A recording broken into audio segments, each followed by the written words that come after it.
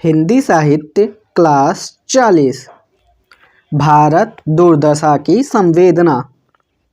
भारत दुर्दशा की संवेदना को हम 4-5 भागों में देखेंगे। पहला है दुर्दशा के कारण, दूसरा है नेतृत्व वर्ग की समीक्षा, तीसरा है इतिहास के प्रति रोमानी नज़रिया, चौथा है ब्रिटिश सत्ता का मूल्यांकन और पांचवा है समाधान का संकेत। तो क्या है भारत दुर्दशा की संवेदना? तो भारत दुर्दशा की संवेदना में 5 पॉइंट हैं। पहला पॉइंट है दुर्दशा के कारण। दुर्दशा के कारण में 2 भाग हैं, एक है बाह्य कारण और दूसरा है आंतरिक कारण। बाह्य कारण में जैसे हो जाता है ब्रिटिश सत्ता, मध्यकालीन आक्रमण, ये बाह्य कारण हैं। ब्रिटिश सत्ता और मध्यकालीन आक्रमण ये बाह्य कारण हैं। आंतरिक कारण में है धर्म, आलस्य, संतोष, मदिरा, अज्ञान, जाति। कौन कौन सा है आंतरिक कारण में? धर्म, आलस्य, संतोष, मदिरा, अज्ञान, जाति। उसके बाद ये था दुर्दशा के कारण, 2 थे बाह्य कारण, आंतरिक कारण, और दूसरा पॉइंट था नेतृत्व वर्ग की समीक्षा, और तीसरा पॉइंट है इतिहास के प्रति रोमानी नज़रिया। इतिहास के प्रति रोमानी नज़रिए का केवल संकेत है। इसका मतलब है इसमें क्या लिखेंगे? इसमें लिखेंगे आत्मविश्वास पैदा करने के लिए। इतिहास के प्रति रोमानी नज़रिया किसके लिए है? आत्मविश्वास पैदा करने के लिए। चौथा पॉइंट था ब्रिटिश सत्ता का मूल्यांकन। ब्रिटिश सत्ता का मूल्यांकन में लिखेंगे उनकी शिक्षा तथा विज्ञान के प्रति सम्मान, और दूसरा लिखेंगे चिंता। चिंता किसका है? टैक्स का, ड्रेन ऑफ वेल्थ का। और तीसरा पॉइंट इसमें लिख देंगे अभिव्यक्ति की स्वतंत्रता को लेकर चिंता। अभिव्यक्ति की स्वतंत्रता को लेकर चिंता। तो चौथा पॉइंट जो है ब्रिटिश सत्ता का मूल्यांकन में, उसमें 3 पॉइंट लिखेंगे। पहला उनकी शिक्षा तथा विज्ञान के प्रति सम्मान, दूसरा लिखेंगे चिंता, टैक्स और ड्रेन ऑफ वेल्थ के प्रति, और तीसरा लिखेंगे अभिव्यक्ति की स्वतंत्रता को लेकर चिंता। ठीक। और 5वां पॉइंट था समाधान का संकेत। समाधान का संकेत में पहला लिखेंगे झटका, दूसरा लिख देंगे पहला देसी, जिसमें विद्या, आधुनिक ज्ञान, विज्ञान की बातें लिखेंगे। ठीक है। अब अगर पूछा जाए कि भारत दुर्दशा की अगर संवेदना पूछ लिया गया तो उसमें सबसे ज़्यादा क्या क्या लिखना चाहिए? तो उसमें हमें दुर्दशा के कारण को बताना चाहिए। दुर्दशा के कारण में हम बाह्य कारण और आंतरिक कारण दोनों की बात करेंगे। नेतृत्व वर्ग की समीक्षा के बारे में बताएंगे। उसके अलावा हम लास्ट में बताएंगे समाधान का संकेत। और जो 2 पॉइंट है उसे हम छोड़ भी सकते हैं, यानी इतिहास के प्रति रोमानी नज़रिया, इसे हम छोड़ सकते हैं, और ब्रिटिश सत्ता का मूल्यांकन हम छोड़ सकते हैं। ठीक है। अब हम देखते हैं नव जागरण की चेतना। ये था भारत दुर्दशा की संवेदना। अब दूसरा पॉइंट है नव जागरण की चेतना। तो नव जागरण की चेतना का मतलब जैसे रेनेसा, एक आता है रेनेसा, रेनेसा। तो रेनेसा में री जो है, री का मतलब होता है पुनः जागरण, री का मतलब होता है पुनः जागरण। और जो रेनेसा शब्द है ये यूरोप से निकला है, यूरोप से। तो इसमें 3 शब्द आते हैं। एक आता है पुनर्जागरण, एक आता है पुनरुत्थान, और एक आता है नव जागरण। तो यूरोप में रिजिडिटी आ गई थी। रिजिडिटी मतलब वैसे ही रहेंगे, रिजिडिटी मतलब वैसे ही रहेंगे। तो रिजिडिटी आ गई थी जब यूरोप में, तो फिर उनके लिए पुनर्जागरण, पुनरुत्थान, नव जागरण का प्रयोग किया गया। नव जागरण का मतलब है कि जागने का तरीका बदला है। नव जागरण का मतलब है जागने का तरीका बदला है। ठीक है। नव जागरण कुछ खास परिस्थितियों में, कुछ खास परिस्थितियाँ, नव जागरण में कुछ खास परिस्थितियाँ हैं जो व्यक्तित्व का निर्धारण करती हैं। कुछ खास परिस्थितियाँ व्यक्तित्व का निर्धारण करती हैं। कोई संस्कृति जब अपने अतीत को देखती है या अपने सामने किसी भिन्न संस्कृति आ जाए, कोई संस्कृति जब अपने अतीत को देखती है या अपने सामने किसी भिन्न संस्कृति आ जाए तो तनाव, घबराहट यानी आत्ममूल्यांकन, आलोचना होने लगी। तो तनाव, घबराहट और आत्ममूल्यांकन मतलब आलोचना होने लगी। तनाव होने लगा, घबराहट होने लगा, आत्ममूल्यांकन होने लगा और आलोचना होने लगी। जिज्ञासा और लगाव हुआ और सीखने की इच्छा होने लगती है।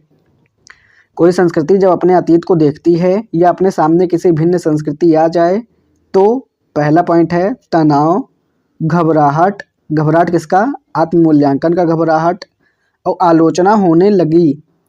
दूसरा है जिज्ञासा और लगाव होने लगती है और तीसरा है सीखने की इच्छा होने लगती है।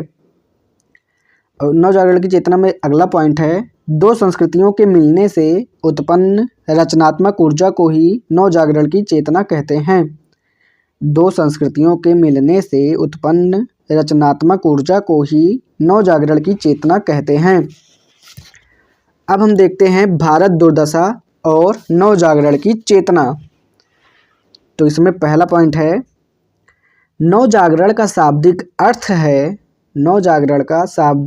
है नए प्रकार से जागना। दो संस्कृतियों के मिलने से उत्पन्न होने वाली रचनात्मक ऊर्जा को ही नवजागरण कहा जाता है।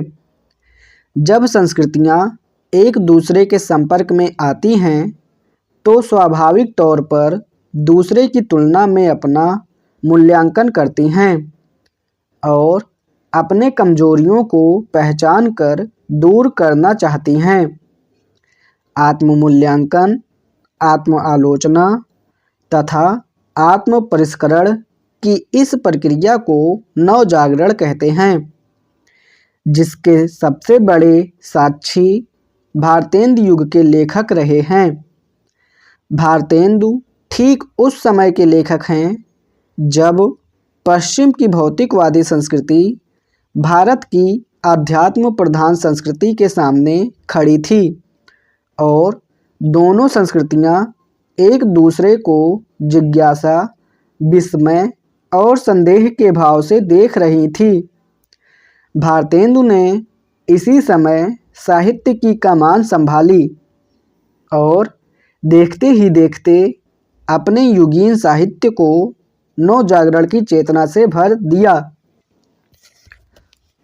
दूसरा पॉइंट है भारत दुर्दशा में नवजागरण के सूत्र। तो इसमें पहला पॉइंट है नवजागरण में प्रायः अतीत की महानता पर बल दिया जाता है ताकि वर्तमान के निरुत्साहित समाज को प्रेरणा देकर उद्बुद्ध किया जा सके। इस नाटक में भी अतीत के प्रति रोमानियत भरा नज़रिया दिखता है। इसमें हमें पहला और छठा अंक लिख देना है, यानी सबके पहले जेनी, ईश्वर, सब बल दीनो, ये जो है यही लिख देना है। दूसरा पॉइंट है नवजागरण चेतना का दूसरा अनिवार्य पक्ष होता है अपनी वर्तमान दुर्दशा के प्रति चिंता का भाव। लेखक या समाज में यह भाव आना बहुत जरूरी होता है कि हम दूसरी संस्कृति की तुलना में या अतीत की तुलना में बहुत पिछड़े हैं और यही भाव बदलाव की पृष्ठभूमि तैयार करता है।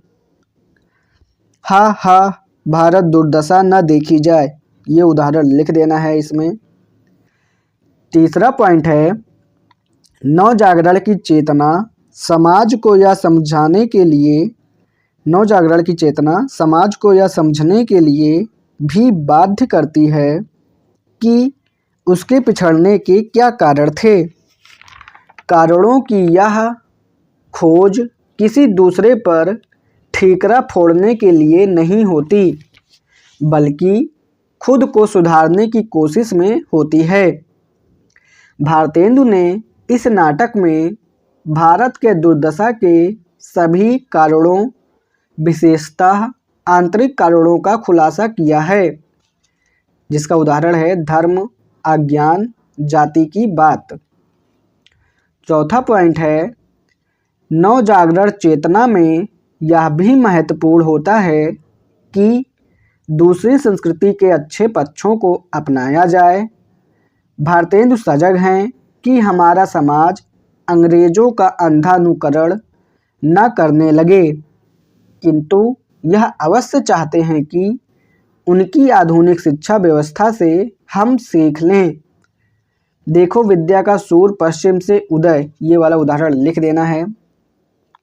5वां पॉइंट है, नवजागरण का एक महत्वपूर्ण पक्ष होता है कि लेखक अपने समाज को बेहतर बनाने की युक्तियां सोचता और प्रस्तुत करता है। यद्यपि भारतेंदु ने नाटक का ट्रेजिक अंत किया है, किंतु बीच यानी 5वें अंक में पहले देशी के माध्यम से यह संकेत जरूर दे दिया है कि भारतीय समाज के विकास का सही रास्ता क्या है। हाय कोई यह नहीं कहता, ये लिख देना है एग्जाम्पल। भारतेंदु ने अन्यत्र भी अपनी एक कविता में ऐसा ही संदेश दिया है। जान सके सब कुछ सब ही, विविध कला के भेद, बने वस्तु कल की इतै, मिटे दीनता खेद। जान सके सब कुछ सब ही, जान सके सब कुछ सब ही, जान सके सब कुछ सब ही, विविध कला के भेद, विविध कला के भेद, बने वस्तु कल की इतै, बने वस्तु कल की इतै, मिटे दीनता खेद। जान सके सब कुछ सब ही, विविध कला के भेद, बने वस्तु कल की इतै, मिटे दीनता खेद। अब निष्कर्ष हमें लिख देना है। निष्कर्ष है, स्पष्ट है कि भारत दुर्दशा का मूल प्रतिपाद्य नवजागरण की चेतना ही है।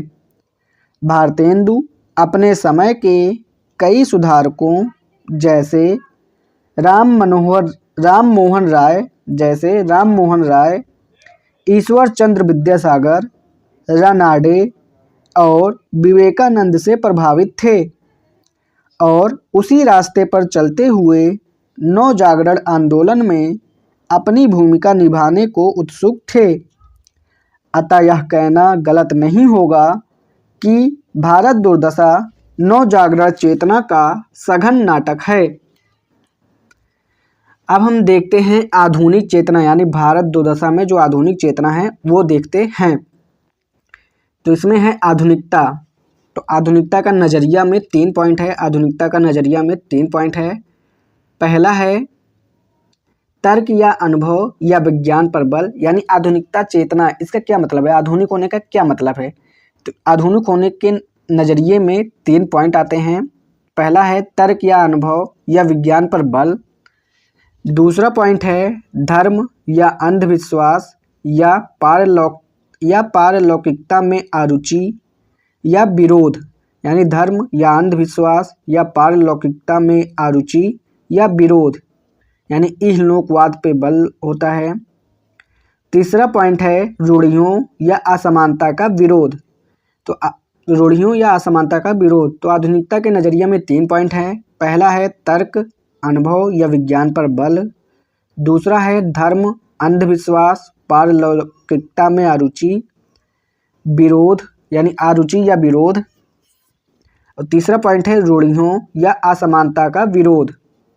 तो आधुनिक चेतना में हम देखते हैं पहला पॉइंट है आधुनिकता काल सूचक नहीं, दृष्टिकोण सूचक शब्द है। यह वह दृष्टिकोण है जो मध्यकाल की ईश्वरवादी, परलोकवादी तथा आस्था प्रधान मानसिकता को खारिज करके इहलोक, मानव जगत तथा मानवीय बुद्धि व अनुभव को प्रामाणिक मानता है।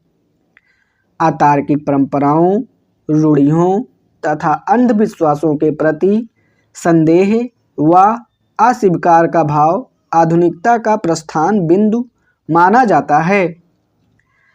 दूसरा पॉइंट है भारतेंदु जिस काल के लेखक हैं वह वही समय है जब भारतीय समाज मध्यकालीनता की धूल झाड़कर आधुनिकता की राह पकड़ रहा था। उस दौर के समाज को एक तरफ मध्यकालीनता आकर्षित करती थी तो दूसरी ओर नवजागरण और आधुनिकता की चेतना का भी प्रबल आकर्षण था। भारतेंदु ने अपने तरीके से इन शक्तियों के बीच संतुलन साधा और आधुनिकता को बेहद परिपक्वता के साथ अपने साहित्य में स्थान दिया। अब हम देखते हैं भारत दुर्दशा में आधुनिकता के संकेत। तीसरा पॉइंट इसी में है, आधुनिक चेतना में ही तीसरा पॉइंट है, भारत दुर्दशा में आधुनिकता के संकेत। इसमें का नंबर है, नाटक के केंद्र में आध्यात्मिक नहीं इहलौकिक समस्याएं हैं, जैसे धन बहिर्गमन, महंगाई, गरीबी, रोग, अशिक्षा आदि। इसमें उदाहरण है सबके ऊपर हिम्मत, यही उदाहरण है, डॉट डॉट डॉट आगे है, देख लेंगे। खा पॉइंट है इसमें, आधुनिक व्यक्ति धर्म में अंधविश्वास नहीं रखता। आधुनिक व्यक्ति धर्म में अंधविश्वास नहीं रखता, बल्कि धार्मिक परंपराओं और रीतियों पर संदेह करता है।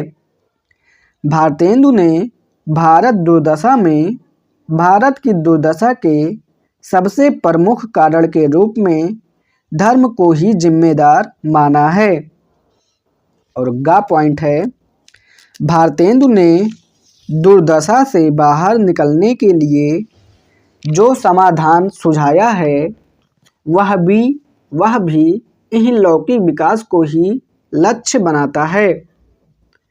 इसका उदाहरण है, हाय कोई यह नहीं कहता डॉट डॉट डॉट, आगे देख लेंगे।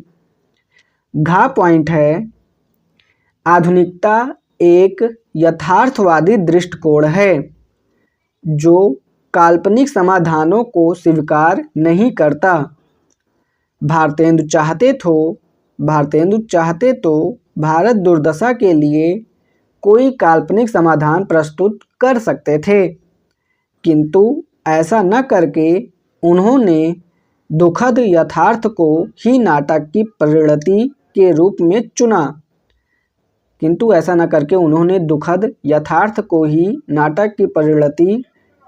में चुना। यथार्थवादी के प्रति यह निष्ठा आधुनिकता का ही सूचक है। अब हम देखते हैं इतिहास बोध। तो हमने अभी तक 3 पॉइंट देख लिया है। 3 पॉइंट में पहला था भारत दुर्दशा की संवेदना, दूसरा पॉइंट था नव जागरण की चेतना, तीसरा पॉइंट अभी हमने देखा आधुनिक चेतना। अब हम चौथा पॉइंट देखते हैं इतिहास बोध, यानी भारत दुर्दशा में इतिहास बोध। तो इतिहास बोध में हम 3 चीज़ें देखते हैं। पहला है इतिहास बोध क्या है, दूसरा है प्राचीन इतिहास, और तीसरा है ब्रिटिश इतिहास। ठीक, अब इतिहास बोध क्या है, तो इसका मतलब है, इतिहास बोध का मतलब है इतिहास के प्रति नज़रिया। इतिहास के प्रति नज़रिया, तो इतिहास के प्रति नज़रिया का मतलब है, इतिहास के प्रति नज़रिया में पहला पॉइंट है किसका इतिहास, दूसरा है किसकी नज़र से इतिहास, तीसरा है उद्देश्य, और चौथा है विचारधारा।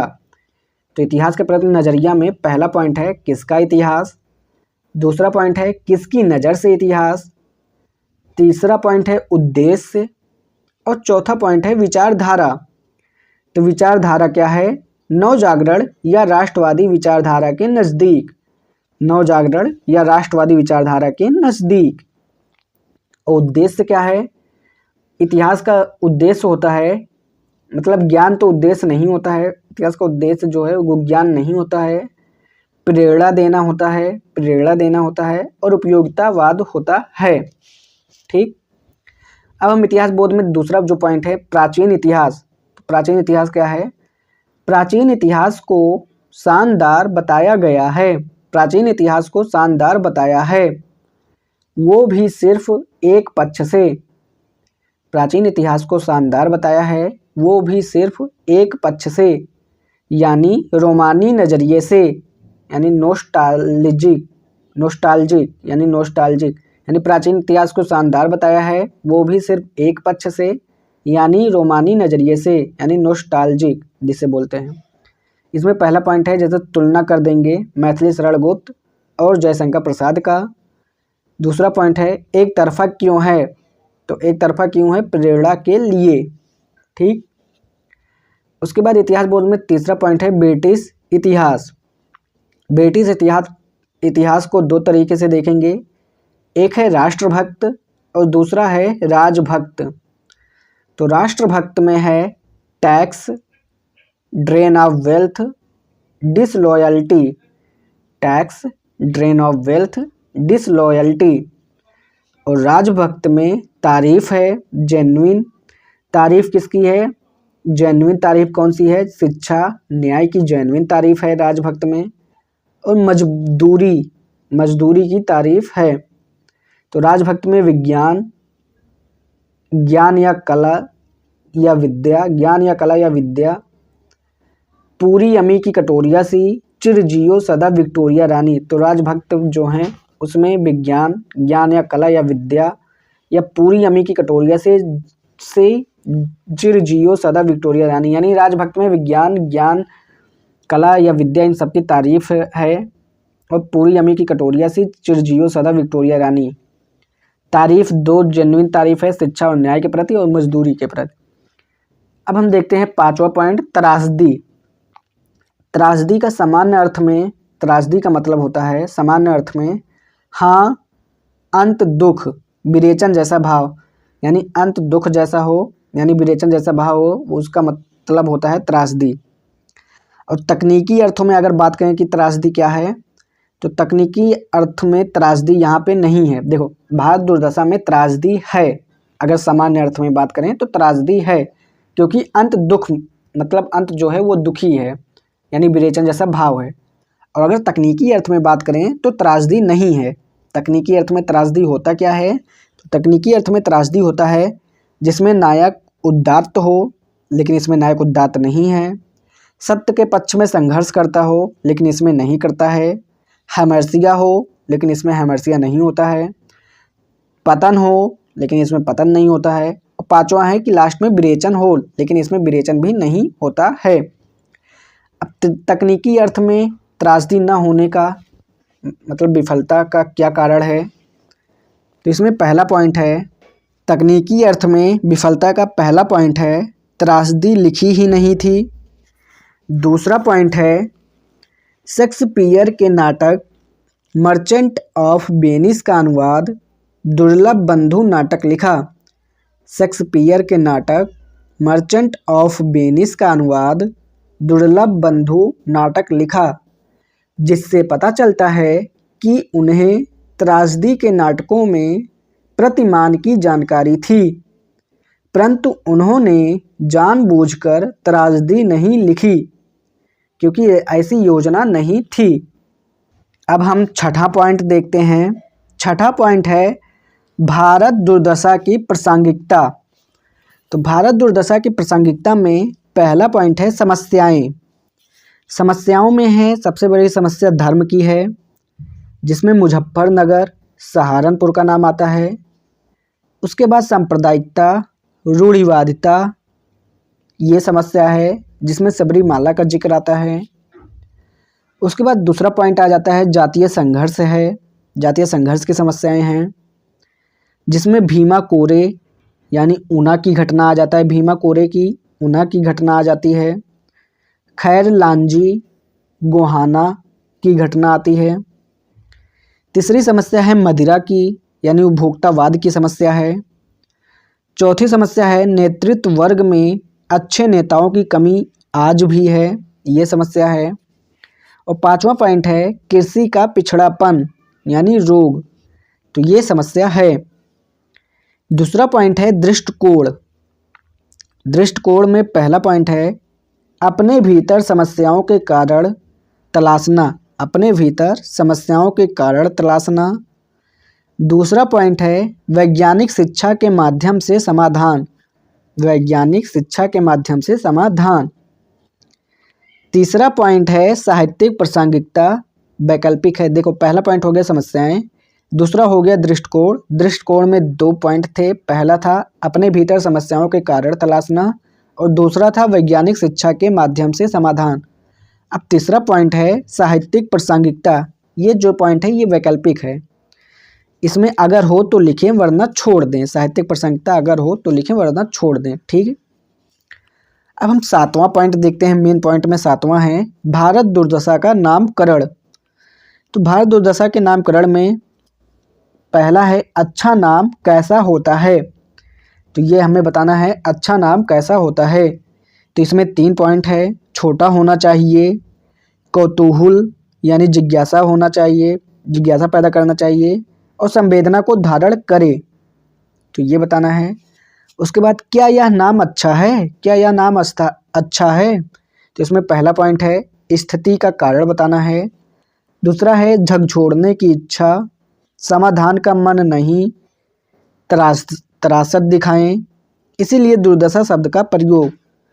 झकझोरने की इच्छा है, समाधान का मन नहीं है, त्रासद दिखाए हैं, इसीलिए दुर्दशा शब्द का प्रयोग है।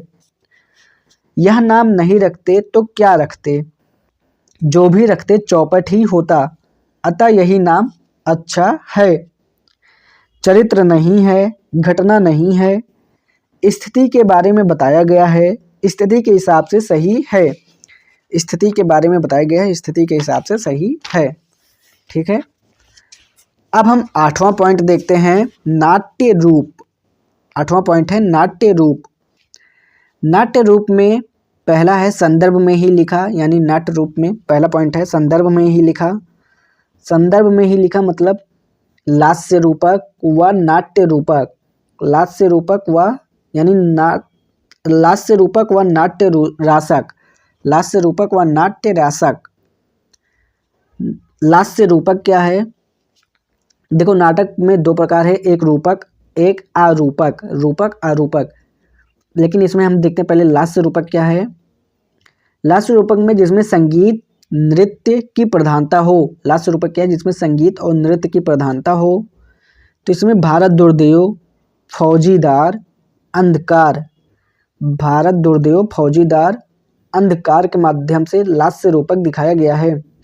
ये नृत्य खुशी नहीं तनाव पैदा कर रहा है। भारत दुर्देव फौजदार, भारत दुर्देव फौजीदार, अंधकार का जो नृत्य है ये नृत्य खुशी नहीं तनाव पैदा कर रहा है, क्योंकि खलनायक पक्ष नाच रहे हैं, क्योंकि खलनायक पक्ष नाच रहे हैं, जिससे इसे लास्य रूपक माना सहज नहीं है, जिससे इसे लास्य रूपक मानना सहज नहीं है। और इसमें दूसरा पॉइंट है, इसी में है नाट्य रासक। तो नाट्य रासक में एक अंक होना चाहिए जो कि नहीं है, उदात्त नायक होना चाहिए जो कि नहीं है, पीस मर्द उपनायक होना चाहिए, वासक सज्जा नायिका होनी चाहिए जो कि नहीं है। भारतेंदु के अनुसार नृत्य की प्रधानता होनी चाहिए। नाट्य रासक में भारतेंदु के अनुसार नृत्य की प्रधानता होनी चाहिए और विश्वनाथ के अनुसार है हास्य की प्रधानता होनी चाहिए। विश्वनाथ के अनुसार हास्य की प्रधानता होनी चाहिए। तो ये दोनों जो हैं ये खलनायक के पक्ष में हैं, ये दोनों ही खलनायक के पक्ष में हैं। डॉक्टर बच्चन सिंह लिखते हैं अन्याय देशिक नाटक है। अन्याय देशिक नाटक है यानी मनोभावों के प्रतीकों के रूप में आता है, मनोभावों के प्रतीकों के रूप में आता हो। अन्याय देशिक नाटक है, मनोभावों के प्रतीकों के रूप में आता हो। चौथा पॉइंट है सही अर्थों में इसे मिश्र शैली का प्रतीकात्मक नाटक है। सही अर्थों में इसे मिश्र शैली का प्रतीकात्मक नाटक है। जैसा कि चैतन्य चंद्रोदय हैं, जैसा कि चैतन्य चंद्रोदय है। चैतन्य चंद्रोदय 3 लोग का नाम इसमें आता है। एक है श्री कर्पूर गोस्वामी, दूसरे हैं राजेंद्र लाल मिश्र और तीसरा है विश्वनाथ शास्त्री। 3 लोगों का कौन कौन है? 3 लोग, पहले हैं श्री कर्पूर गोस्वामी, दूसरे हैं राजेंद्र लाल मिश्र और तीसरे हैं विश्वनाथ शास्त्री। अब हम देखते हैं नाट्य शैलियाँ। तो नाट्य शैलियाँ 6 प्रकार की हैं, 6 या 5 प्रकार की हैं। एक है भारतीय, दूसरा है अरस्तुई या ग्रीक, तीसरा है स्वच्छंदतावादी, चौथा है पारसी और पांचवा है लोक नाट्य शैली। तो जिसमें भारतीय में नाट्य शैली में भारतीयों में एक पॉजिटिव है एक निगेटिव। प्लस मतलब है कि नाट्य शैली में ये है और निगेटिव का मतलब ये नहीं है। तो भारतीय में मंगलाचरण है और भारत वाक्य, रस, फलागम, चरित्र ये नहीं हैं। अरस्तुई या ग्रीक में दुखांत, विरेचन जैसा भाव, ये अरस्तुई या ग्रीक नाट्य शैली से है भारत दुर्दशा में। जबकि भद्र या संघर्ष, वक्र कथानक, चरित्र ये सभी नहीं हैं। स्वच्छंदतावादी नाट्य शैली से नियमों का उल्लंघन जैसे आत्महत्या का दृश्य जो मंच पे है ये है। और क्या नहीं है, तो प्रतीक के रूप में चरित्र अंतर्द्वंद नहीं है। और इसमें स्वच्छंदतावादी नाट्य शैली में और इसमें से क्या है, इसमें से पर नहीं दिखते पर यहाँ दिखता है दृश्य, जैसे आत्महत्या का दृश्य मंच पर नहीं दिखते। देखो स्वच्छंदतावादी नाट्य शैली से क्या है, इसमें से है कि नियमों का उल्लंघन जो स्वच्छंदतावादी में होता है वो इस नाट्य शैली में है। जैसे आत्महत्या का दृश्य मंच पर नहीं दिखाते पर यहाँ दिखता है। जैसे कार्यवस्था या चरण की चिंता नहीं। और पहला देशी के चरित्र में स्वाभाविकता। तो ये स्वच्छंदतावादी नाट्य शैलियों से भारत दुर्दशा में दिखता है। क्या नहीं दिखता, तो ये प्रतीक के रूप में चरित्र अंतर्द्वंद नहीं दिखता है। प्रतीक के रूप में चरित्र नहीं दिखता और अंतर्द्वंद नहीं दिखता है। फिर आता है पारसी नाट्य शैली, जिसमें गीतों की अधिकता है। पारसी नाट्य शैली से गीतों की अधिकता है, रोचक गीत हैं, जानवरों का मंच पे आना है और रोमांचक दृश्य हैं यानी शमशान घाट का, और पदों पर आधारित विधान है। लोकनाट्य शैली से क्या है भारत दुर्दशा में, तो इसमें मुहावरों यानी देसी भाषा है, मुहावरों देसी भाषा है और सरल मंच विधान है। ठीक है, और सरल मंच विधान है। तो इसी के साथ हम यहीं पे लेक्चर नंबर 40 यहीं पे समाप्त होता है। अब हम इसके आगे लेक्चर नंबर 41 देखेंगे। हिंदी साहित्य क्लास 41, विभिन्न नाट्य शैलियों का समन्वय, जिसमें भूमिका में है भारतेंदु के नाट्यक्रम का उद्देश्य नवजागरण चेतना का प्रसार करना था और इस उद्देश्य की पूर्ति के लिए वह सभी नाट्य परंपराओं के तथ्यों को खुलकर स्वीकार करने को उत्सुक थे। जैसा कि उनके निबंध नाटक से प्रतीत होता है, वे भारतीय परंपरा को मूलतः स्वीकार करते हैं, किंतु अन्य नाट्य परंपराओं जैसे अरस्तुई, स्वच्छंदतावादी, पारसी तथा लोक नाट्य परंपरा से भी भली भांति परिचित थे। उन्होंने अपने नाटक में अभीष्ट प्रभाव उत्पन्न करने के लिए विभिन्न नाट्य शैलियों का समुचित समन्वय किया है। शुक्ल जी कहते हैं, भारतेंदु के नाटकों में सबसे पहले ध्यान इस बात पर जाता है कि उन्होंने समग्र जीवन के कई क्षेत्रों से ली है। नाटकों की रचना शैली में उन्होंने मध्यम मार्ग का अवलंबन किया ना तो बांग्ला के नाटकों की तरह प्राचीन भारतीय शैली को एक बारगी छोड़कर अंग्रेजी नाटकों की नकल पर चले और न प्राचीन नाट्यशास्त्र की जटिलता में अपने को फंसाया। तो भूमिका जो है ये अभिष्ट है यानी इच्छित है। अभिष्ट का मतलब है इच्छित और एक बारगी का मतलब है एक झटके में या एक बार में। ठीक, अब 10वां पॉइंट है। अभी तक 9 पॉइंट हमने देख लिया और 10वां पॉइंट है नाटक के तथ्यों के आधार पर भारत दुर्दशा। नाटक के तथ्यों के आधार पर भारत दुर्दशा।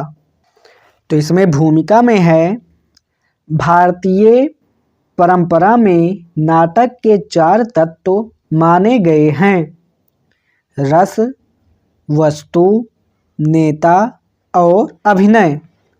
जबकि पश्चिम की अरस्तुई परंपरा में 7 तत्व माने गए हैं: उद्देश्य, कथानक या कथावस्तु, चरित्र, भाषा शैली, कथोपकथन, देश काल वातावरण तथा रंग संकेत। ध्यान से देखें तो हम रस को उद्देश्य में, वस्तु को कथानक कथावस्तु में, नेता को चरित्र में और अभिनय को रंग संकेत में समाहित करके दोनों परंपराओं का समायोजन कर सकते हैं। चूँकि पश्चिम में प्रचलित तथ्यों की सूची व्यापक है और भारतीय तत्व भी उसमें समायोजित हो जाते हैं, अतः उसी सूची के आधार पर भारत दुर्दशा का मूल्यांकन करना समीचीन होगा। समीचीन का मतलब क्या है? समीचीन का मतलब है उपयोगी या प्रासंगिक या समुचित। ठीक, अब इसी में नाटक के तथ्यों के आधार पर भारत दुर्दशा में इसी में दूसरा पॉइंट है, जिसमें दूसरे पॉइंट में पहला पॉइंट है उद्देश्य।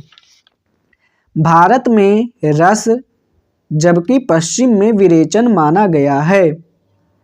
दूसरा पॉइंट है भारत दुर्दशा में रस नहीं क्योंकि उद्देश्य झकझोरना ना कि आनंदित। भारत दुर्दशा में रस नहीं क्योंकि उद्देश्य झकझोरना ना कि आनंदित। तीसरा पॉइंट है विरेचन सीमित मात्रा में महसूस होता है।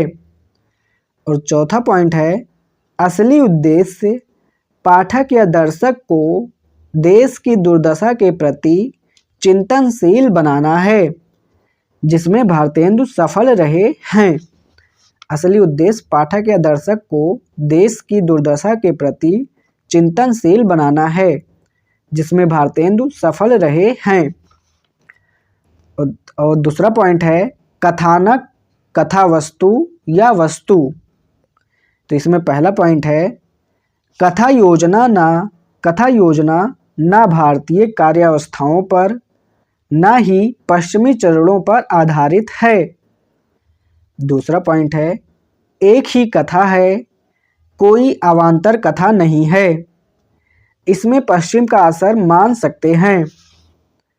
तीसरा पॉइंट है कथानक वक्र न होकर रैखिक है क्योंकि द्वंद्व का पूर्व अभाव है। नायक इतना कमजोर है कि संघर्ष हेतु खड़ा ही नहीं हो पाता, इसीलिए नाटकीय तनाव भी कम है। तीसरा पॉइंट है चरित्र योजना या नेता। इसमें पॉइंट है चरित्र योजना की दृष्टि से प्रायः कमजोर नाटक है। पॉइंट है नाटक उद्देश्य प्रधान है अतः चरित्र कमजोर है। पॉइंट है चरित्र मनोभावों और स्थितियों के प्रतीक हैं, इसलिए भी वे कमजोर और परतंत्र हैं। पॉइंट है छोटे से नाटक में चरित्रों की संख्या बहुत अधिक है, इसलिए अधिकांश चरित्र एक ही बार मंच पर आ सके हैं और उन्हें विकसित होने का पर्याप्त अवसर नहीं मिला, इसलिए अधिकांश चरित्र एक आयामी हैं। बहुमुखी नहीं। पॉइंट है, छोटा नाटक होने के कारण प्रायः चरित्रों को अपनी विशेषता खुद ही बोलकर बतानी पड़ी है, जो प्रभावशाली तरीका नहीं है। पॉइंट है, चरित्र योजना का कमजोर होना उनकी विफलता नहीं बल्कि रणनीति का हिस्सा है। उनका उद्देश्य चरित्र प्रधान नाटक लिखना नहीं था, बल्कि सोए हुए लोगों के बीच नवजागरण चेतना का प्रसार करना था। स्वतंत्र चरित्र योजना से समझौता करके भी वे अपने उद्देश्य में सफल रहे हैं। चौथा पॉइंट है भाषा शैली, ये हमें नोट्स में देखना है। और पांचवा पॉइंट है संवाद योजना। संवाद योजना में पॉइंट है, संवाद योजना की कसौटियों पर भारत दुर्दशा की संवाद खरे नहीं उतरते। पॉइंट है, लंबे स्वगत कथनों तथा एकालापों के कारण दर्शक की एकाग्रता भंग होती है। उदाहरण के लिए छठे अंक में भारत भाग्य का लंबा एकालाप। पॉइंट है, संवादों के बीच में गीतों के अनावश्यक हस्तक्षेप ने भी संवाद योजना को कमजोर किया है। पॉइंट है, कहीं कहीं संवाद काफ़ी अच्छे हैं, जैसे पांचवें अंक में वे छोटे, चुस्त और गतिशील हैं। इसी प्रकार दूसरे अंक में हास्य व्यंग्य के प्रयोग ने संवादों को प्रभावशील बनाया है। छठा पॉइंट है देश काल वातावरण। देश काल वातावरण में पॉइंट है, देश काल संबंधी पर्याप्त संदेश दिए गए हैं। पाठक इस नाटक को पढ़कर आसानी से इसके देश काल का अनुमान कर सकता है। पॉइंट है, देश संबंधी संकेतों में भारत, बंगाली और महाराष्ट्री जैसे शब्द देश की मुकम्मल पहचान कायम कर देते हैं। पॉइंट है, अंग्रेजों की शासन की चर्चा, नील की खेती और धन बहिर्गमन तथा डिसलॉयल्टी जैसे प्रसंग काल का अनुमान भी करा देते हैं। पॉइंट है, सभी सामाजिक, राजनीतिक, आर्थिक प्रसंगों की सघनता के कारण नाटक का वातावरण पाठक को बांध लेता है। हाँ, कहीं कहीं लंबे गीतों के कारण वातावरण का प्रभाव कम होता है। और आठवां पॉइंट है, आठवां नहीं छठवां पॉइंट, सातवां पॉइंट है रंग संकेत, जो कि हमें नोट्स में देखना है। अब हम 11वां पॉइंट देखते हैं। अभी तक हमने 10 पॉइंट देखा। 11वां पॉइंट है भारत दुर्दशा का शिल्प। भारत दुर्दशा के शिल्प में पहला है भाषा शैली। इसमें हम देखेंगे भाषा शैली। शिल्प में क्या होता है, भाषा शैली, कथानक, चरित्र योजना और गीत योजना। तो भाषा शैली, कथानक, चरित्र योजना और गीत योजना। तो सबसे पहले हम देखते हैं गीत योजना। गीत योजना में पॉइंट है, गीतों का अत्यधिक मात्रा में प्रयोग है। पॉइंट है, कुछ गीतों ने कथानक के विकास में अच्छी भूमिका निभाई है, जैसे पहले अंक में योगी का गीत। पॉइंट है, यह पहला गीत प्रस्तावना का कार्य बखूबी करता है। पॉइंट है, कुछ गीत कथानक को तो आगे नहीं बढ़ाते, किंतु अपनी रोचकता के कारण दर्शक को बांधने में सफल हैं, अतः वे भी कथानक पर बोझ नहीं हैं। अब इसमें पहला पॉइंट है, दुनिया में हाथ पैर हिलाना नहीं अच्छा, ये उदाहरण लिखना है। और दूसरा उदाहरण मछुआ पीले पागल, ये वाला उदाहरण लिखना है। ठीक। अब गीत योजना में अगला पॉइंट है, कुछ गीतों ने कथानक को भारी नुकसान पहुंचाया है, मुख्यतः अपनी लंबाई के कारण और गौड़ता इसलिए कि वे कथानक को सहज हिस्सा नहीं बन सके हैं, कथानक का सहज हिस्सा नहीं बन सके हैं। जैसे छठे अंक में भारत भाग्य का गीत, ये पॉइंट फिर से पढ़ता हूँ। कुछ गीतों ने कथानक को भारी नुकसान पहुँचाया है, मुख्यतः अपनी लंबाई के कारण और गौड़ता इसलिए कि वे कथानक का सहज हिस्सा नहीं बन सके हैं। जैसे छठे अंक में भारत भाग्य का गीत। अब हम देखते हैं भाषा शैली। तो भाषा शैली की पृष्ठभूमि में हम देखें तो भाषाई द्वैत है। भाषाई द्वैत दो चीज़ों को लेकर है, दो भाषा को, एक है ब्रज भाषा और एक है खड़ी बोली। तो ब्रज भाषा में कविता लिखा जाता है और खड़ी बोली में गद्य। साथ ही कविता में भी मतलब गद्य ये दिखता है, साथ ही कविता में भी गद्य दिखता है। जैसे दुनिया में हाथ पैर हिलाना नहीं अच्छा, तो ये कविता जो है ये खड़ी बोली में है। ठीक, अब विशेषताओं में देखें। विशेषताएं तो मुहावरे जो हैं वो पात्रानुकूल हैं, लोकोक्तियाँ जो हैं वो व्यंग करने के लिए होते हैं। अब हम देखते हैं रंगमंच। रंगमंच में 3 पॉइंट उत्तर में होना चाहिए। रंगमंच अगर आए तो 3 पॉइंट उत्तर में होना चाहिए। पहला है नाटक और रंगमंच के संबंध के प्रति लेखक की राय। नाटक और रंगमंच के संबंध के प्रति लेखक की राय। दूसरा पॉइंट है रंग निर्देश या रंगमंचीय संभावना। रंग निर्देश या रंगमंचीय संभावना। और तीसरा पॉइंट है रंग सीमाएं। रंग सीमाएं। ठीक, संभावना में कौन सा है? संभावना में जैसे जो अभी हमने कहा रंग निर्देश या रंगमंचीय संभावना, इसमें है दृश्य। दृश्य जो है ये दो हैं, मतलब कितने हैं। दृश्य दो चीज़ों से है, कितने हैं और कैसे हैं। तो दृश्य कितने हैं, ये 6 हैं। कैसे हैं, आसान हैं। और संभावना का हमें संकेत दे देना है। ठीक, और फिर जो तीसरा पॉइंट था रंगमंच में यानी रंग सीमाएं, इसमें लिखना है पहला गीत ज़्यादा है जिससे बिखराव पैदा होता है, चरित्र ज़्यादा है और लंबे संवाद या स्वगत हैं। रंग सीमाओं में 3 पॉइंट हैं। पहला पॉइंट है गीत ज़्यादा है जिससे बिखराव होता है। दूसरा पॉइंट है चरित्र ज़्यादा हैं। तीसरा पॉइंट है लंबे संवाद या स्वगत हैं। ठीक, अंक क्या है? अंक वो होता है जो नाटक में टर्निंग पॉइंट है। और दृश्य क्या होता है? जो मंच पर आता है वो दृश्य है। तो भारत दुर्दशा में 6 अंक हैं और 6 दृश्य हैं। स्कंद गुप्त में 6 अंक हैं और 33 दृश्य हैं। और आषाढ़ के एक दिन में 3 अंक हैं और 1 दृश्य हैं। ठीक, अब हम यहीं पे क्लास नंबर 41 समाप्त होता है। इसके आगे हम क्लास नंबर 42 देखेंगे। हिंदी साहित्य क्लास 42 और इसी में हम क्लास 43 भी देख लेंगे, क्योंकि क्लास 43 में कुछ हुआ नहीं था। केवल और केवल स्कंदगुप्त की कहानी, स्कंदगुप्त जो नाटक है उसकी कहानी सुनाई गई थी।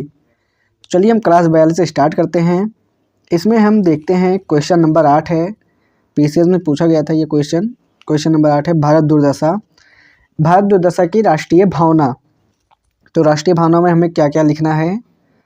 तो इसमें हमें 4 बातों को लिखना है। पहला है राष्ट्र के प्रति गर्व की भावना। दूसरा है राष्ट्रीय हितों को व्यक्तिगत या संकीर्ण हितों से ऊपर रखना। तीसरा है राष्ट्रीय समस्याओं के प्रति चिंता का भाव यानी चिंता और सक्रियता। और चौथा पॉइंट है समाधान की कोशिश। तो चलिए हम पहला पॉइंट देखते हैं जो है राष्ट्र के प्रति गर्व की भावना। तो इसकी उपलब्धियां क्या है? इसमें हमें इसकी उपलब्धियां लिखना है, यानी राष्ट्र के प्रति गर्व की भावना में हमें राष्ट्र की उपलब्धियां लिखना है। उपलब्धियां हम अतीत का भी लिखेंगे और वर्तमान का भी लिखेंगे।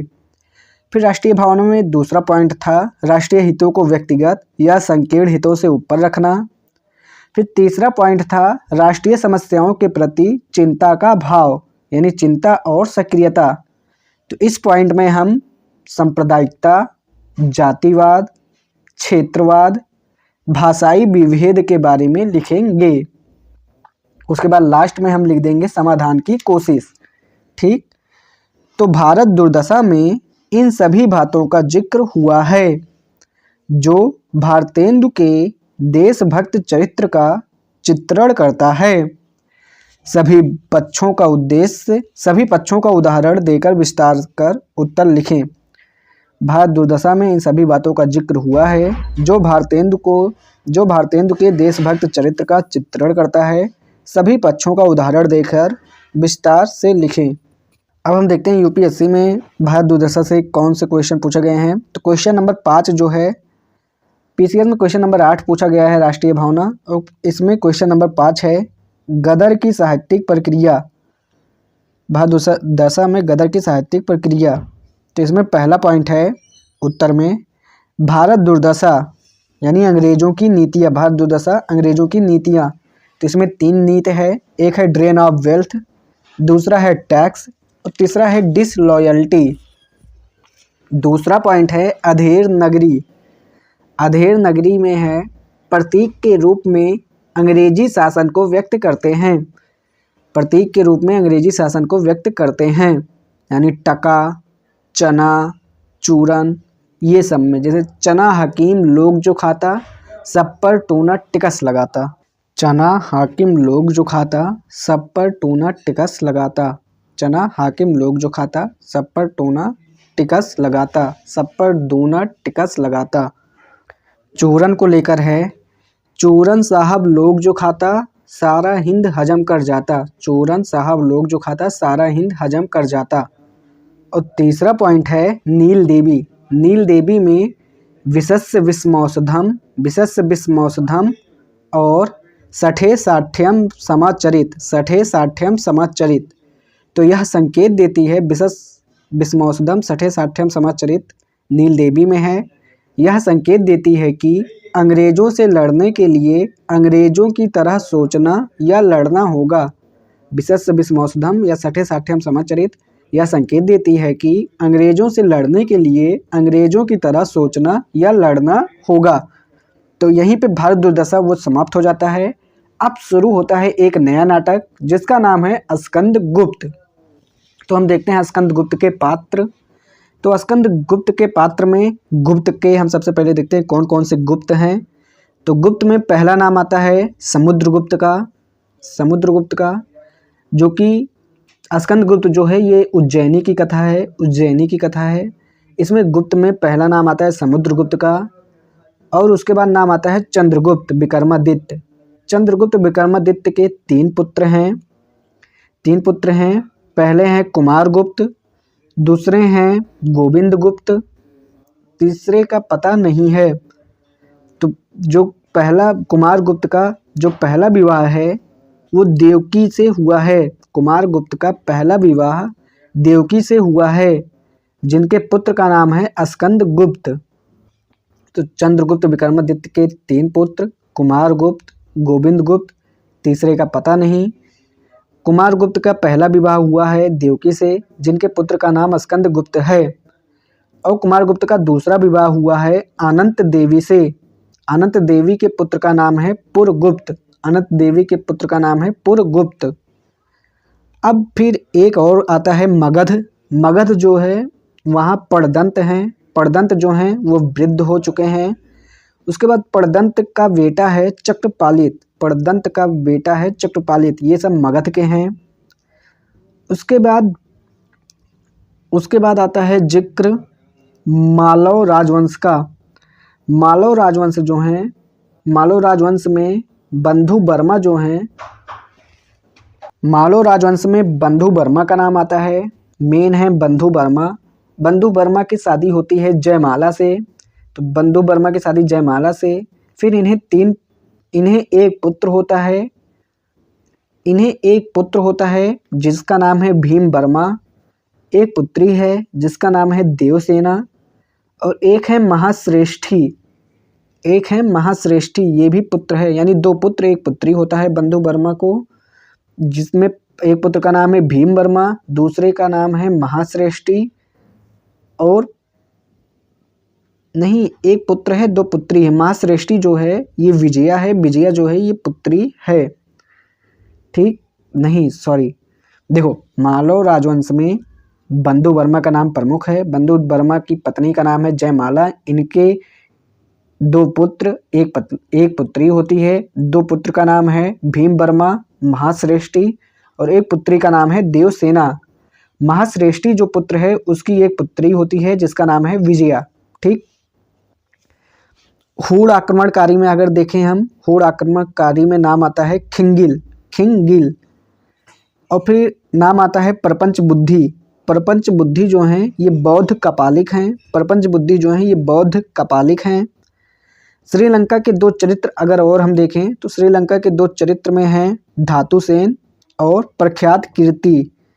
धातुसेन जो हैं ये कुमारदास हैं, इन्हें राजकुमार भी कहा जाता है। और प्रख्यात कीर्ति जो हैं वो बौद्ध शर्मण हैं। तो ये दोनों श्रीलंका के चरित्र हैं, धातुसेन और प्रख्यात कीर्ति। और अन्य पात्र में अगर हम देखें तो अन्य पात्र में है मातृगुप्त। अन्य पात्र में पहले हैं मातृगुप्त। मातृगुप्त में आते हैं कालिदास। मातृगुप्त का प्रेम जो है वो मालिनी है। उसके बाद सर्वनाग आते हैं। सर्वनाग की शादी रामा से होती है।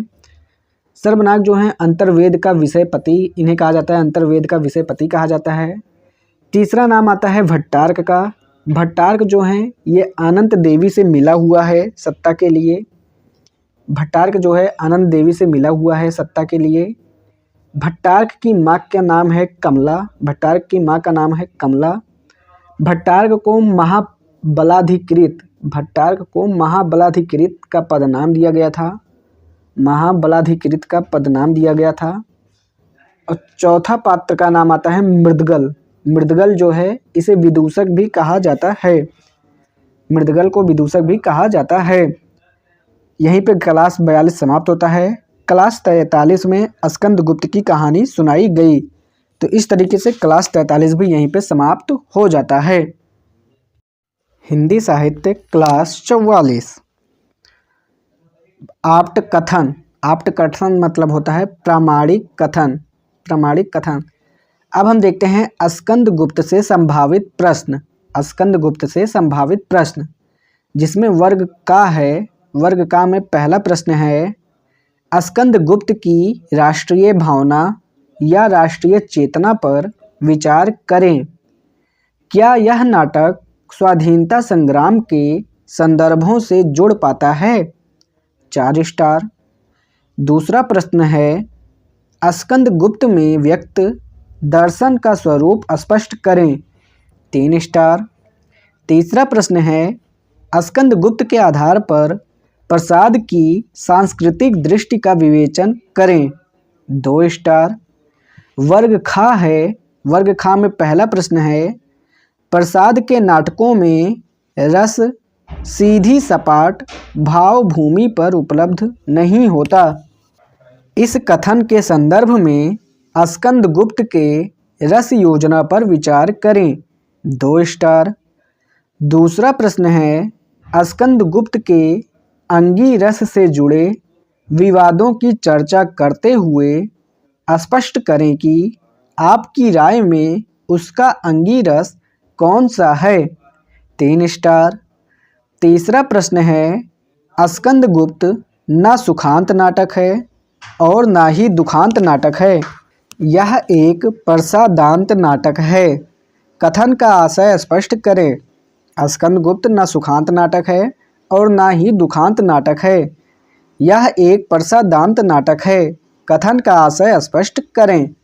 2 स्टार। वर्ग ग में पहला प्रश्न है स्कंदगुप्त के आधार पर प्रसाद के इतिहास बोध की व्याख्या करें। 2 स्टार। दूसरा प्रश्न है प्रसाद ने इतिहास और कल्पना का समन्वय स्कंदगुप्त की कथा वस्तु में किस प्रकार किया है। मोहन राकेश और प्रसाद की दृष्टियों की तुलना भी करें। 3 स्टार। वर्ग घा है। वर्ग घा में पहला प्रश्न है स्कंदगुप्त की चरित्र योजना का विश्लेषण करते हुए बताएं कि क्या इसे चरित्र प्रधान नाटक माना जा सकता है। 2 स्टार। दूसरा प्रश्न है स्कंदगुप्त के नायक का चरित्र भारतीय नेता, पश्चिम में ट्रैजिक हीरो और स्वच्छंदतावाद में व्यक्ति वैचित्रवाद का सम्मिश्रण है। चर्चा करें। 1 स्टार। तीसरा प्रश्न है, प्रसाद के नारी चरित्रों में क्या अनूठा है? यह बताते हुए नाटक में उनके महत्व पर विचार कीजिए। 3 स्टार। चौथा प्रश्न है, देवसेना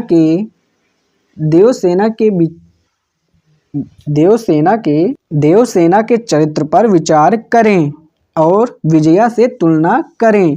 1 स्टार।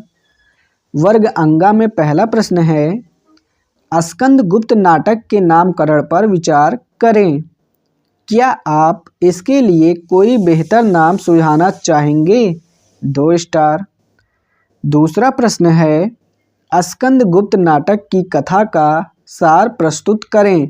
1 स्टार। तीसरा प्रश्न है, नाटक के तथ्यों की दृष्टि से स्कंदगुप्त की समीक्षा करें। 3 स्टार। चौथा प्रश्न है, स्कंदगुप्त के शिल्प पर नाती दीर्घ निबंध लिखें। 3 स्टार। पांचवा प्रश्न है, स्कंदगुप्त नाटक की अभिनयता या रंगमंचीयता पर विचार करें तथा समझाएं कि प्रसाद के नाटकों को मंचित करने में क्या और क्यों समस्याएं आती हैं। यदि आप समाधान सुझा सकते हैं तो सुझाएं। 3 स्टार। छठा प्रश्न है, क्या नाटक के लिए मंचित होना अनिवार्य है? स्कंदगुप्त के विशेष संदर्भ में इस प्रश्न की विवेचना कीजिए। 1 स्टार। सातवां प्रश्न है, अभिनयता या नाटकीयता की दृष्टि से स्कंदगुप्त, भारत दुर्दशा और आषाढ़ का एक दिन की तुलना करें। 2 स्टार। आठवां प्रश्न है, स्कंदगुप्त पर विभिन्न नाट्य शैलियों का क्या क्या प्रभाव पड़ा है? स्पष्ट कीजिए। 3 स्टार। नौवां प्रश्न है, स्कंदगुप्त एक स्वच्छंदतावादी नाटक है और प्रसाद स्वच्छंदतावादी नाटककार। इस कथन का परीक्षण कीजिए। 3 स्टार। फिर अब हम देखते हैं क्वेश्चन नंबर जो 2 है, अभी हमने जो पढ़ा उसका उत्तर देखते हैं, यानी स्कंदगुप्त का दर्शन। स्कंदगुप्त का दर्शन, तो इसमें पहला दर्शन जो है वो है प्रतिभिज्ञा दर्शन। प्रतिभिज्ञा दर्शन को ही प्रतिभिज्ञा दर्शन, उसी को शैवाद्वैतवाद, समरसतावाद, आनंदवाद, शैवानंदवाद बोला जाता है। उसके बाद इसे ही कामाध्यात्मवाद बोला जाता है।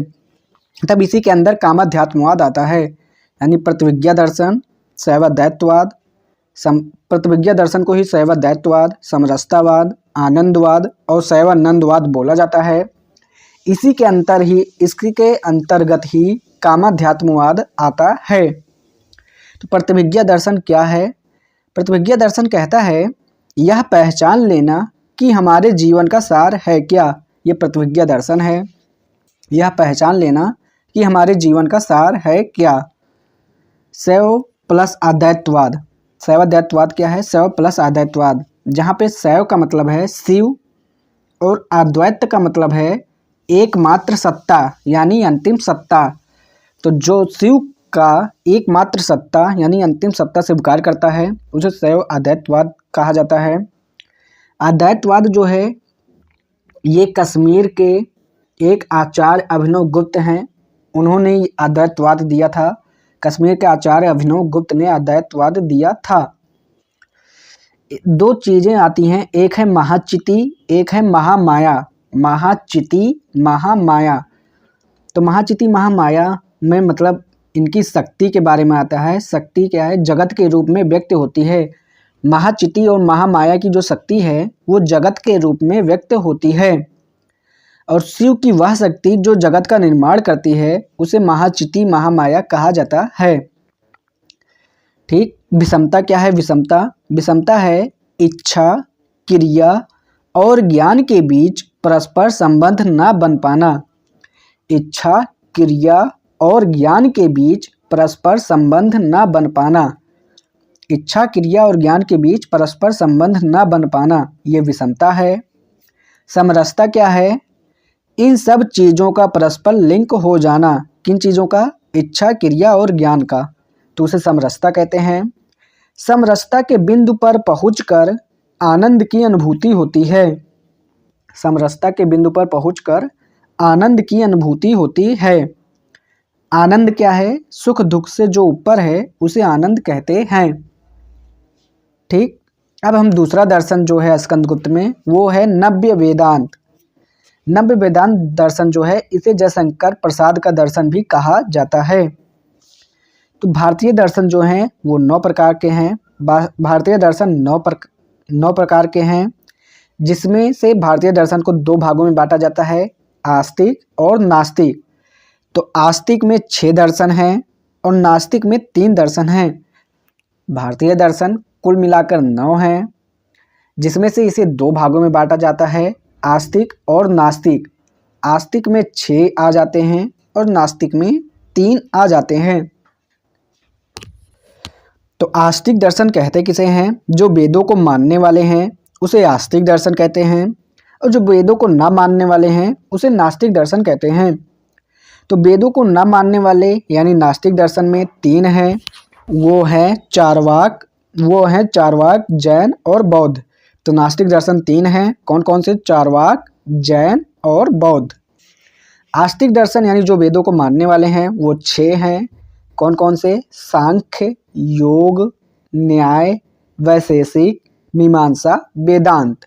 सांख्य, योग, न्याय, वैशेषिक, मीमांसा, वेदांत। सांख्य, योग, न्याय, वैशेषिक, मीमांसा, वेदांत। सांख्य, योग, न्याय, वैशेषिक, मीमांसा, वेदांत। सांख्य, योग, न्याय, वैशेषिक, मीमांसा, वेदांत। वेदांत जो है ये वेदों का अंतिम हिस्सा है। उसके बाद एक शब्द आता है उपनिषद। उपनिषद जो है इसे ब्रह्म सूत्र भी बोलते हैं, या गीता भी कहा जाता है। उपनिषद को ब्रह्म सूत्र का गीता कहा जाता है। उपनिषद को ब्रह्म सूत्र का गीता भी कहा जाता है। उपनिषदों को सिस्टमाइज करने के लिए ब्रह्म सूत्र लिखा गया। उपनिषदों को सिस्टमाइज करने के लिए ब्रह्म सूत्र लिखा गया। ब्रह्म सूत्र के लेखक हैं बादरायण। ब्रह्म सूत्र के लेखक कौन है? बादरायण। बादरायण ब्रह्म सूत्र के लेखक हैं। फिर अब हम देखते हैं वेदांत की 3 परंपराएं विकसित हुई। वेदांत की 3 परंपराएं विकसित हुई, जिसमें पहला है अद्वैत वेदांत, दूसरा है वैष्णव वेदांत और तीसरा है नव्य वेदांत। तो वेदांत की 3 परंपराएं विकसित हुई, अद्वैत वेदांत, वैष्णव वेदांत और नव्य वेदांत। अद्वैत वेदांत जो है इसे शंकराचार्य ने दिया। अद्वैत वेदांत को शंकराचार्य ने दिया और इन्होंने जगत को मिथ्या माना। और इन्होंने जगत को क्या माना? मिथ्या माना। मिथ्या का मतलब है जो ना सत्य हो और ना असत्य हो, वो मिथ्या है। तो अद्वैत वेदांत को शंकराचार्य ने दिया और इन्होंने जगत को मिथ्या माना। फिर आता है वैष्णव वेदांत। वैष्णव वेदांत में विष्णु को केंद्र में रखा जाता है। वैष्णव वेदांत में विष्णु को केंद्र में रखा जाता है। इसमें 5 प्रकार के दर्शन आते हैं। एक है रामानुजाचार्य का दर्शन, जिसे विशिष्टाद्वैतवाद कहा जाता है। फिर वल्लभाचार्य का दर्शन है, जिन्हें शुद्धाद्वैतवाद कहा जाता है। फिर निम्बार्काचार्य का दर्शन है, जिन्हें द्वैताद्वैतवाद कहा जाता है। फिर मध्वाचार्य का दर्शन है, जिन्हें द्वैतवाद कहा जाता है। फिर चैतन्य महाप्रभु का दर्शन है, जिन्हें अचिंत्य द्वैताद्वैतवाद कहा जाता है। वैष्णव वेदांत में 5 दर्शन हैं, जिसमें पहला दर्शन है विशिष्टाद्वैतवाद, जिसे रामानुजाचार्य ने दिया। तो रामानुजाचार्य का दर्शन है विशिष्टाद्वैतवाद। दूसरा है वल्लभाचार्य का दर्शन, जिसे शुद्धाद्वैतवाद कहते हैं। वल्लभाचार्य का दर्शन शुद्धाद्वैतवाद। फिर है निम्बार्काचार्य का दर्शन, निम्बार्काचार्य का दर्शन, जिनका दर्शन है द्वैताद्वैतवाद। फिर मध्वाचार्य का दर्शन है, जिनके दर्शन का नाम है द्वैतवाद। और फिर है चैतन्य महाप्रभु का दर्शन, जिनका दर्शन का नाम है अचिंत्य द्वैता द्वैतवाद। तो फिर से पांचों का नाम लेता हूँ। रामानुजाचार्य का दर्शन विशिष्टाद्वैतवाद, वल्लभाचार्य का दर्शन शुद्धाद्वैतवाद, निम्बार्काचार्य का दर्शन द्वैताद्वैतवाद, मध्वाचार्य का दर्शन द्वैतवाद और चैतन्य महाप्रभु का दर्शन अचिंत्य द्वैताद्वैतवाद। ठीक, द्वैतवाद का मतलब होता है भेदवाद। द्वैतवाद को भेदवाद भी कहते हैं और द्वैताद्वैतवाद को भेदाभेदवाद भी कहते हैं। फिर आता है तीसरा परंपरा, जिसे बोलते हैं नव्य वेदांत। तो नव्य वेदांत जो है ये 19वीं या 20वीं सदी की नई व्याख्या, नव्य वेदांत में 19वीं या 20वीं सदी की नई व्याख्या है। ठीक उस समय जब छायावाद पल रहा था, ठीक उस समय जब छायावाद पल रहा था। नव्य वेदांतवाद में क्या है, इसमें है इहलोकवाद। नव्य वेदांत का मतलब है इहलोकवाद। इहलोकवाद का मतलब है परलोकवाद का खंडन नहीं। इहलोकवाद का मतलब परलोकवाद का खंडन नहीं, पर इस जगत पर ध्यान केंद्रित करना, इहलोक को ही भगवान की शक्ति मानना। इहलोकवाद का मतलब है, इसका मतलब है परलोकवाद का खंडन नहीं, पर इस जगत पर ध्यान केंद्रित करना, इहलोक को ही भगवान की शक्ति मानना। ठीक, नव्य वेदांत के महत्वपूर्ण दार्शनिक में कौन कौन हैं? तो नाम आता है महात्मा गांधी का, स्वामी विवेकानंद का और अरविंद घोष और राधा कृष्णन का। महात्मा गांधी, स्वामी विवेकानंद, अरविंद घोष और राधा कृष्णन। ठीक, अब हम देखते हैं बुद्ध का क्षणिकवाद या अनित्यवाद। तो बुद्ध क्या हैं? ये नास्तिक दर्शन के हैं। तो बुद्ध का क्षणिकवाद या अनित्यवाद है। बुद्धवाद के दर्शन का नाम है क्षणिकवाद या अनित्यवाद। तो इसका मतलब होता है हर क्षण में परिवर्तन होता है। तो बुद्ध के क्षणिकवाद या अनित्यवाद का मतलब है कि हर क्षण में परिवर्तन होता है। उसके बाद चौथे दर्शन का नाम है कामाध्यात्मवाद। कामाध्यात्मवाद क्या है? ये प्रतिविज्ञा दर्शन का ही एक भाग है। प्रतिविज्ञा दर्शन को ही शैवाद्वैतवाद, समरसतावाद, आनंदवाद, शैवानंदवाद कहा जाता है और इसी का एक प्रकार है या इसी के अंतर्गत आता है कामाध्यात्मवाद। तो कामाध्यात्मवाद का मतलब है भारतीय समाज में धार्मिक प्रवृत्ति में होने के साथ निर्वृत्ति मार्ग की अपेक्षा की जाती है। भारतीय समाज में धार्मिक प्रवृत्ति में होने के साथ निर्वृत्ति मार्ग की अपेक्षा की जाती है, परंतु प्रसाद तथा दिनकर द्वारा कामाध्यात्मवाद का दर्शन है। परंतु प्रसाद तथा दिनकर द्वारा कामाध्यात्मवाद का दर्शन है, जिसमें काम चेतना तथा अध्यात्म सहज रूप में एक साथ प्रयुक्त हो सकते हैं। जिसमें काम चेतना तथा अध्यात्म सहज रूप में एक साथ प्रयुक्त हो सकते हैं। ठीक, अब हम देखते हैं पांचवा दर्शन है अवतारवाद। पांचवा दर्शन का नाम है अवतारवाद। तो अवतारवाद का क्या मतलब है? अवतारवाद का मतलब है कि भगवान का अवतार, ये लोग भगवान के अवतार को मानते हैं। ठीक, अब हम क्वेश्चन नंबर 3 का उत्तर देखते हैं। क्वेश्चन नंबर 3 है स्कंदगुप्त की सांस्कृतिक दृष्टि या पक्ष।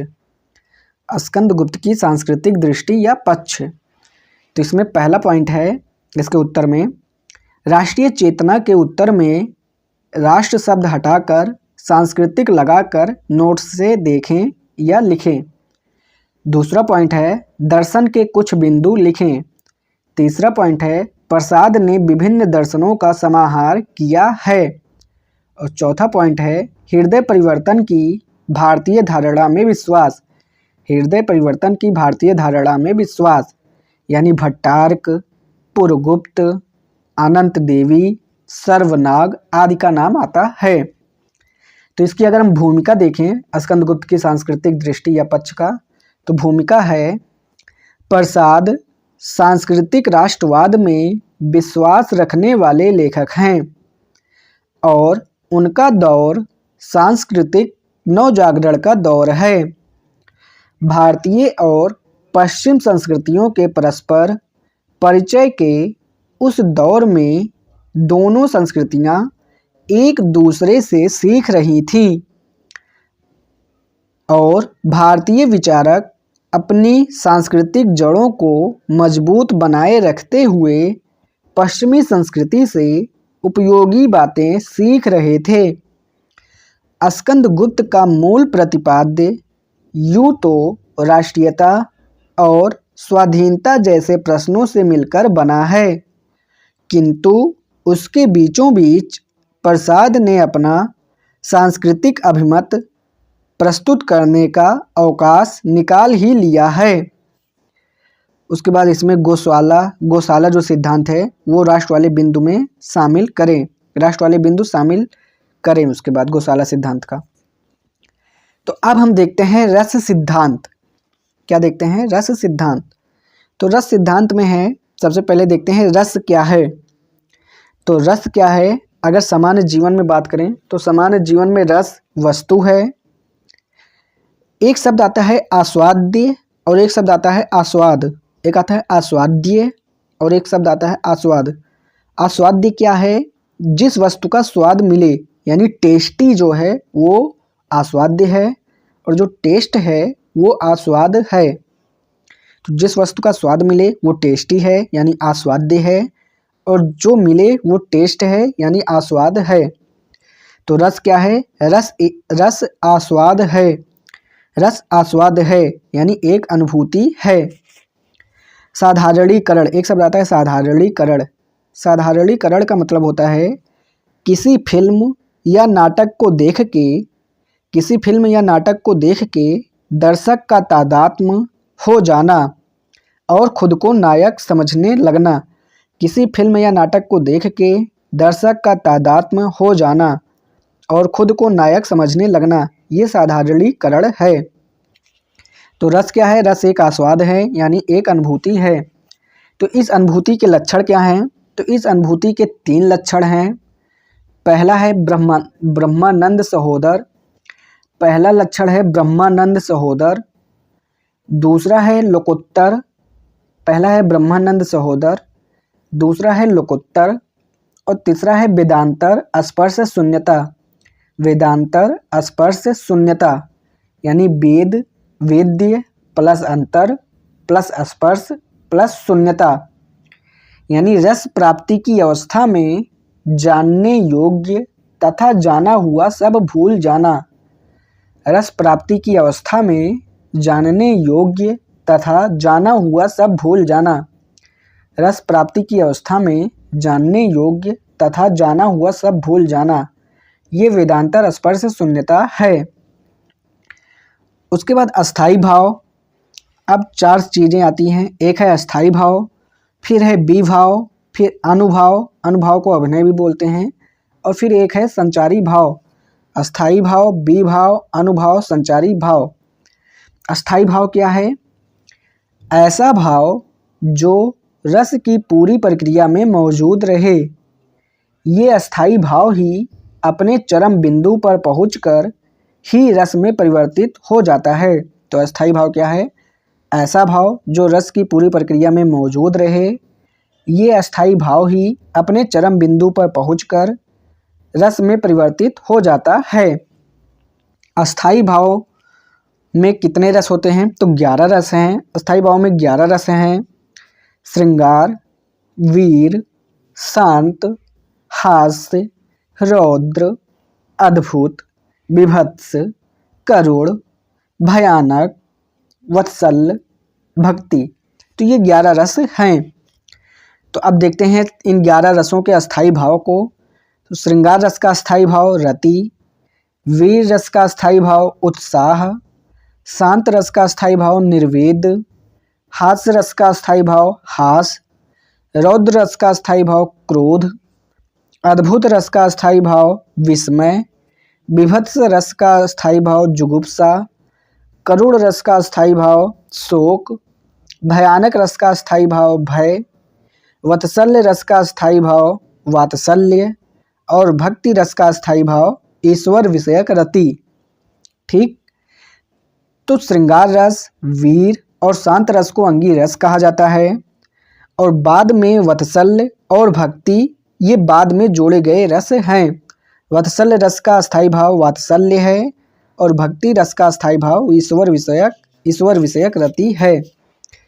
तो ये दोनों बाद में जोड़े गए, नहीं तो 9 प्रकार के रस थे। कौन कौन से? श्रृंगार रस अस्थायी भाव रति, वीर रस अस्थायी भाव उत्साह, शांत निर्वेद, हास्य हास, रौद्र क्रोध, अद्भुत विस्मय, विभत्स जुगुप्सा, करुण शोक, भयानक भय। तो इसी के साथ लेक्चर नंबर 44 हिंदी साहित्य का यहीं पे समाप्त होता है।